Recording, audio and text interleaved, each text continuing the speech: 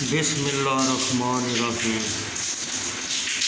روزہ مبارک میں رسول اللہ صلی اللہ علیہ وسلم کا بنفس نفیس درود پاک کا سننا اور جواب دینا۔ علامہ سخاوی رحمۃ اللہ علیہ نے قول یدی میں حضرت سلمان بن سہیم رحمۃ اللہ علیہ سے نقل کیا ہے کہ میں نے خواب میں حضور صلی اللہ علیہ وسلم کی زیارت کی اور میں نے آپ صلی اللہ علیہ وسلم سے دریافت کیا، یا رسول اللہ صلی اللہ علیہ وسلم، جو لوگ روزہ اقدس پر حاضر ہوتے ہیں آپ صلی اللہ علیہ وسلم پر درود و سلام پیش کرتے ہیں، آپ صلی اللہ علیہ وسلم کو سمجھتے ہیں؟ آپ صلی اللہ علیہ وسلم نے فرمایا، ارشاد فرمایا، ہاں میں سمجھتا ہوں اور ان کے سلام کا جواب بھی دیتا ہوں۔ اس سے بڑھ کر قابل فخر، قابل عزت اور قابل لذت بات کیا ہو سکتی ہے؟ پر روایت حضرت ابراہیم بن شیبان رحمۃ اللہ علیہ۔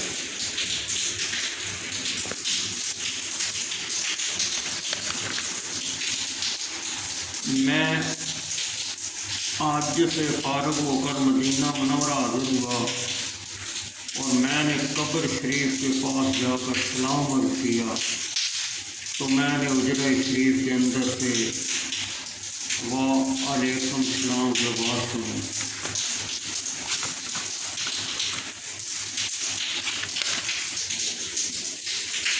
درود پاک پر پڑھنے پر انعامات الہیہ۔ بقول علامہ سخاوی رحمۃ اللہ علیہ، حضور صلی اللہ علیہ وسلم پر درود بھیجنے پر ذیل کے انعامات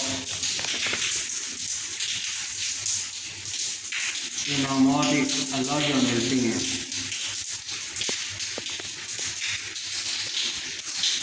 درود شریف پڑھنے والے کے جواب میں اللہ عز و جل کا درود پاک بھیجنا، درود پاک پڑھنے والوں کی خطاؤں کا کفارہ ہونا، اعمال کو پاکیزہ بنانا، درجات کا بلند ہونا، گناہوں کا معاف ہونا، نامہ اعمال میں ایک قرات کے برابر ثواب کا لکھا جانا، اور قرات بھی وہ جو اوٹ پار کے برابر ہو، اعمال کا ترازو میں تلنا اور درود پاک کی بدولت میزان کا نیکیوں کا پلڑا بھاری ہونا۔ درود پاک کا پڑھنے والے لیے خود مغفرت مانگنا، دنیا آخرت کے سارے کاموں کی کفایت کرنا، 100 غلاموں کے آزاد کرنے سے زیادہ ثواب ہونا، خطرات و حادثات سے نجات پانا،